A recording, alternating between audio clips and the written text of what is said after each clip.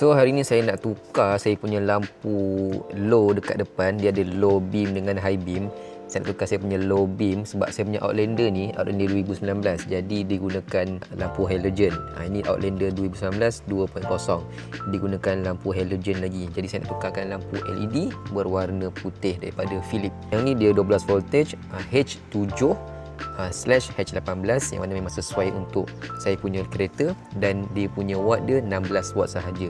16 watt untuk LED sama dengan 55 watt lampu halogen. Jadi penggunaan lampu LED lebih jimat lagi berbanding dengan halogen. Mula-mula kita kena buka boot depan dulu. Oh, sebelum tu kalau yang tengok saya buka lampu, nampak tak? Lampu tu warna kuning. So ini adalah lampu sekarang, lampu halogen. So, lampu ni ada dua, yang ni low beam, yang ni high beam. So kita nak tukarkan yang low beam. Belakang ni kita ada dia punya cover. Ini cover untuk low beam, ini cover untuk high beam. So kita pusingkan dia punya penutup anti clockwise So berlawanan dengan arah jam. Kita keluarkan dia punya lampu tu kat dalam ni. Sama juga kita pusingkan berlawanan arah jam dan akan keluar. Ni lampu dia. Kalau boleh jangan pegang dia punya mentol ni sebab panas. Okey, cara nak keluarkan dia punya mentol ni sangat-sangat mudah. Pegang dia punya besi tepi ni, kita tarik je ke atas. Okey, ni adalah dia punya cocok dia, dan ini adalah lampu halogen untuk saya punya kereta berwarna oranye. Jangan terbang Ambil lampu ni, kita dah dapat dua lampu. Okey, kita ambil mana-mana tak kisah. Tapi kena pastikan dulu kena tengok dulu betul-betul. 12V 16 watt H7. Yang lampu lama ni kita ambil, kita letak dekat dalam. Dia tak ada depan belakang, dia sama je dua-dua dia. So kita masukkan aja slot ni dekat belah sini. Masukkan.